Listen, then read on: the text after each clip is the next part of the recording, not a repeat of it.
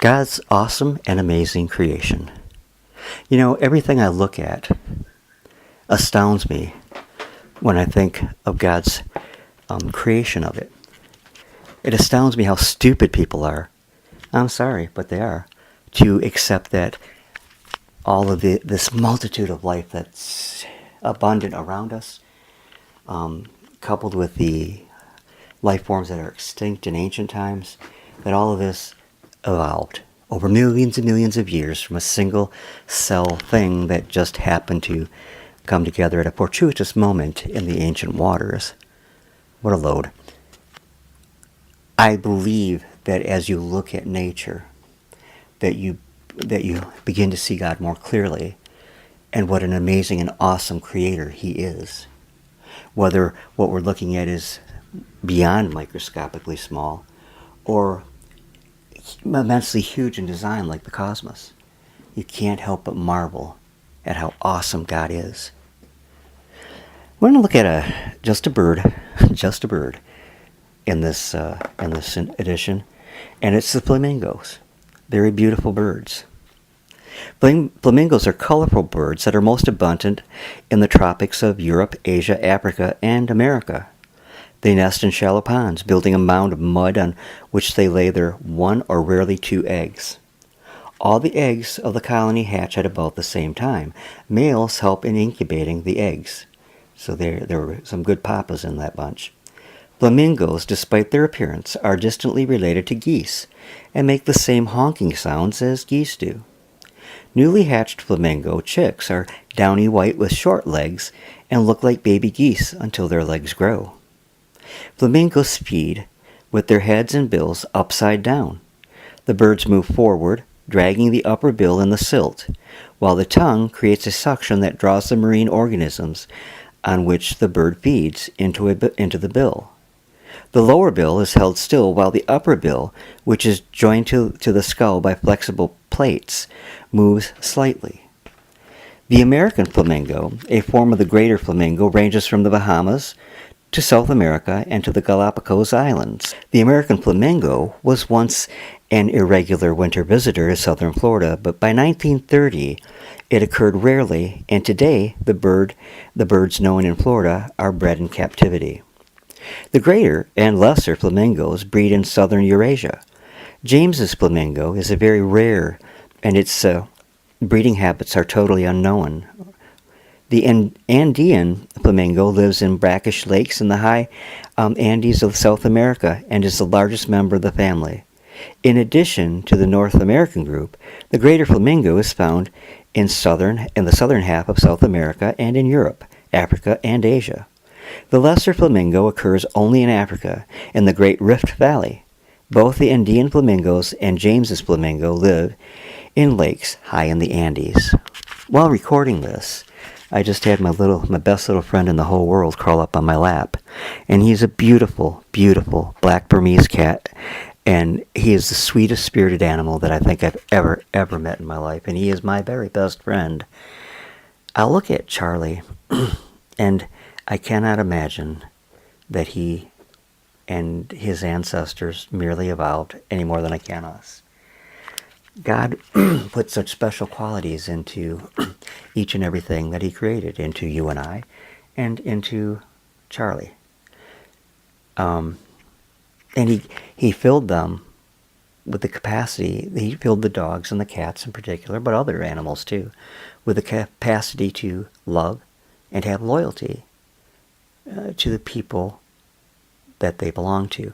I have no doubt in my mind that Charlie was made special by God for myself and my son David. But I digress. Well, I want to look at another family of birds, actually.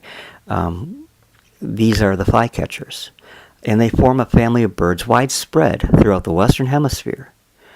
From a perch, they watch for passing insects, their only food, and dart out to catch them. When they snap a bug, their bills make a loud click. And when the frost kills the insects, the flycatchers migrate to warmer climates. Many kinds breed in North America, but almost all flycatchers winter in Central and South America. Flycatchers build nests anywhere from the ground to the tops of high trees, depending on the species. They lay 3 to 6 eggs. Crested flycatchers build large nests in convenient holes in hollow trees, in open-ended RFD mailboxes, or even in discarded stovepipes. Usually, a cast-off snakeskin is woven into the nest. The reason for the snakeskin is a mystery to man.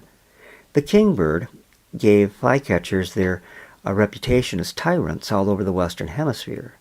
American Indians called the kingbird Little Chief. When protecting its nesting territory, the kingbird, though only 9 inches long, does not hesitate to attack crows, owls, hawks, or even eagles.